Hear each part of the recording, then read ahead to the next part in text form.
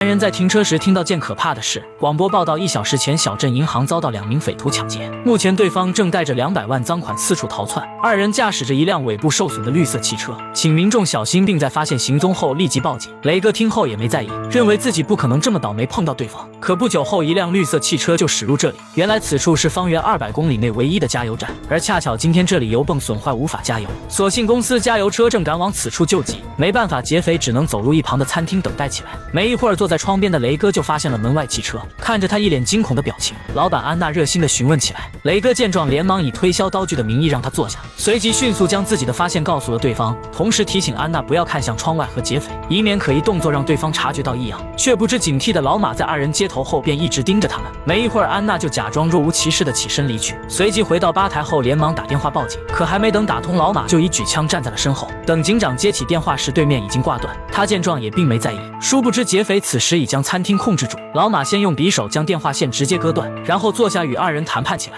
他最开始本打算直接抢走门口唯一的汽车继续逃窜，却发现雷哥车内汽油也所剩无几，不得已才留在此处进行等待。没想到还是发生意外，被人戳穿身份。 Where's your car? My husband dropped me off. The fat man at the gas station, does he have a car? He lives here.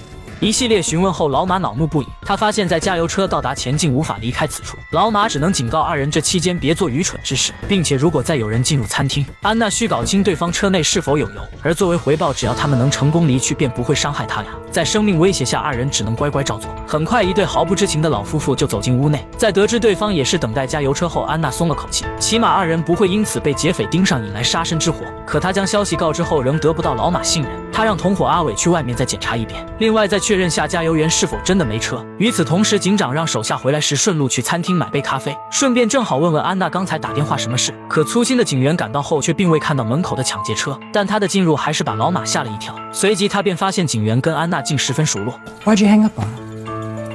Oh, damn fuel truck is late. All these folks are stuck here waiting. Got busy and had to hang up.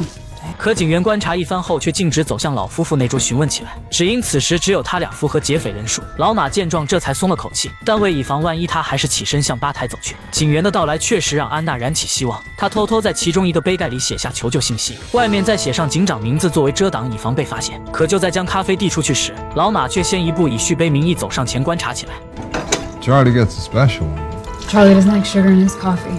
通过聊天，老马才得知警长竟是安娜丈夫。另一边确认完的阿伟正准备返回，却突然看到门口停了辆警车，心虚的他立马慌张起来，连忙掏枪偷偷趴到窗边观察情况。雷哥见状鼓足勇气想要告发，可对方凶狠的眼神却又让其犹豫起来。而就在转移注意力时，阿伟却发现警员已打算离去，慌张收枪起身的他直接与对方撞个满怀，几杯咖啡全部倾洒在地，而写有求救信息的杯盖恰巧因正面朝上，并未被看到。安娜见状却有些绝望，老马的紧盯让她不敢再搞小动作。本来安娜还想多加糖让丈夫察觉到异常，但背后利剑般的眼神让她最终还是没敢轻举妄动。粗心警员就这么毫无发现的离去，雷哥只能看着希望离自己逐渐远去。而没一会儿，加油员就传来个更加绝望的消息：加油车在来的途中发生交通事故。虽然公司决定再派一辆，但估计抵达时会很晚。但细心的加油员在喝水时，却发现电话线断掉的情况。可在不远处老马的紧盯下，为了对方安危，安娜只能谎称是不小心扯断。而就在此时，又有辆车驶入加油站，不耐烦的小太妹刚要按喇叭，就被同伴一把抓住。只因小伙第一时间就发现了不远处的抢劫车，而如此警觉是因2人是经常盗窃的小偷，他立马意识到赃款可能就在后备箱中。胆大妄为的他立马升起将其盗走的打算。虽然2人已经极其小心，可此举还是被雷哥看得一清二楚。但他犹豫良久，还是决定不出声提醒，以免劫匪暴露后一怒之下将所有人灭口。可就在此时，吃完饭的加油员走了出来，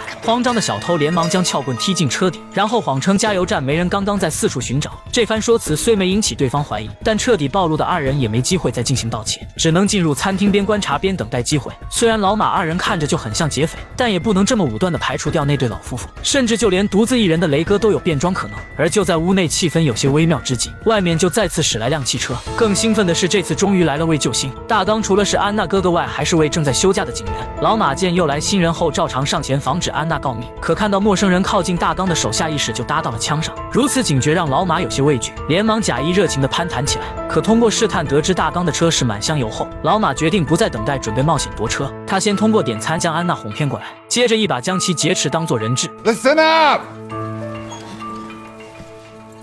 Everyone put their hands up and do exactly as I say. I'm gonna need the keys to that truck of yours. Just in case you're thinking of doing something foolish, we're taking this little lady with us.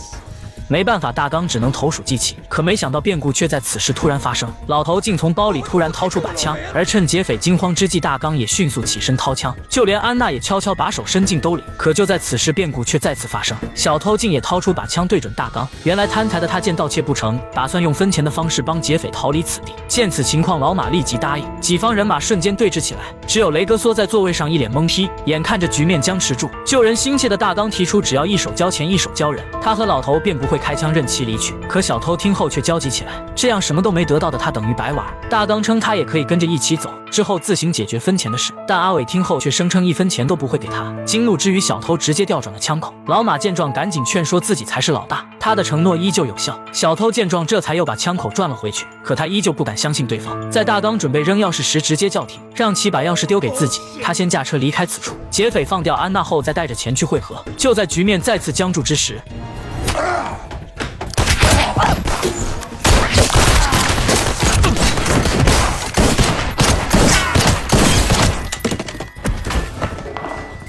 一番乱战后，屋内众人几乎全部身亡。2名劫匪虽幸运活了下来，但老马也在刚才的混乱中身受重伤。阿伟见状，只能先控制住见势不妙率先躲起来的太妹和雷哥。可就在此时，门外再次传来推门声，下一秒阿伟就被一喷子击倒在地。原来是听到动静的加油员赶了过来，可刚进屋的他还没等看懂怎么回事，就也被老马清空弹夹直接干掉。见安全后，小太妹终于从吧台下钻了出来，随即立马捡起枪对准雷哥。原来他打算将所有人灭口，独吞赃款。雷哥连忙称他可以把钱全拿走，自己不会将此事告诉任何人。可太妹还是决定不能冒险，但紧张下不仅打偏手枪，还掉落在地。雷哥见状，赶紧趁机拿刀扑了上去，没想到这下却无意中刺到心脏，直接将人干掉。第一次杀人让他有些不知所措，他连忙抄起桌上手枪，向屋内仅剩的老马走去。只要将其干掉，所有赃款将全部归他所有。但刚才杀人可以说出于自卫，现在再动手就绝对是蓄意谋杀。雷哥的善与恶在脑海中不断天人交战，可就在此时，老马却再也坚持不住，率先身亡。这让他感觉是老天都在帮助自己。无人监管的情况下，人性的恶被无限放大。胆小的雷哥终于决定拿走那笔赃款，他先把钱放入自己车后备箱，接着再用嘴把大刚车里的汽油吸出，这样只要驾车离去后，就无人知晓他来过此处。另一边，警长发现安娜餐厅的电话一直占线，感觉不对的他立即带警员驾车赶去。与此同时，雷哥正在餐厅内清理自己留下的痕迹，却突然听到外面传来一阵鸣笛声，他连忙躲到角落偷偷观察，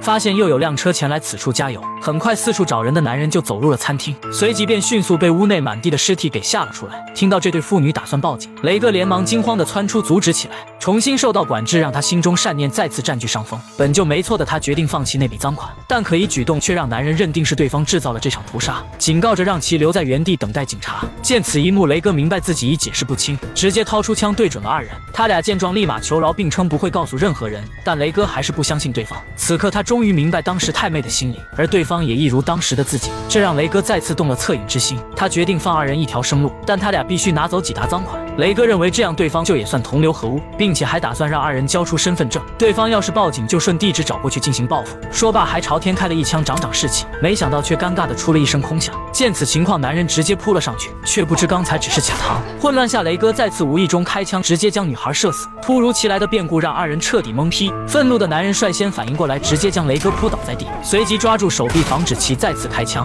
但雷哥却一头锤将男人撞起，接着再次开枪朝他打去。没想到这次竟真的子弹打空，紧张下他只能捡起地上撬棍，然后奋力一击将对方彻底爆头。此刻他已真的无法回头，雷哥连忙慌不择路的驾车逃离了此处。没一会儿，姗姗来迟的警长终于赶到，随即便看到了屋内妻子的惨状，而他也立马发现了门口停放的抢劫车，但全部身亡的情况让他连报复之人都找不到。可就在此时，警长却看到地上有滩汽油，并且那洒漏痕迹一直延伸到公路上，他立马意识到真正的劫匪可能已驾驶别的车逃离了此地。警长也不管自己的猜测对不对，让警员留下保护现场后独自追了上去。与此同时，正在逃窜的雷哥车子却逐渐熄火，而路面上洒漏的汽油也延伸了一路。检查后才发现是之前战斗时子弹击穿了油管，没办法，他只能拿着钱弃车逃跑。可刚走没两步，就看到坡下竟有辆侧翻的卡车，原来正是那辆出了交通事故的加油车，但现在它空有大量汽油却毫无用处。而此时警长也顺着踪迹找了过来，后备箱的刀具让他更加认定对方就是凶手。很快四处搜索的他便看到了不远处的雷哥。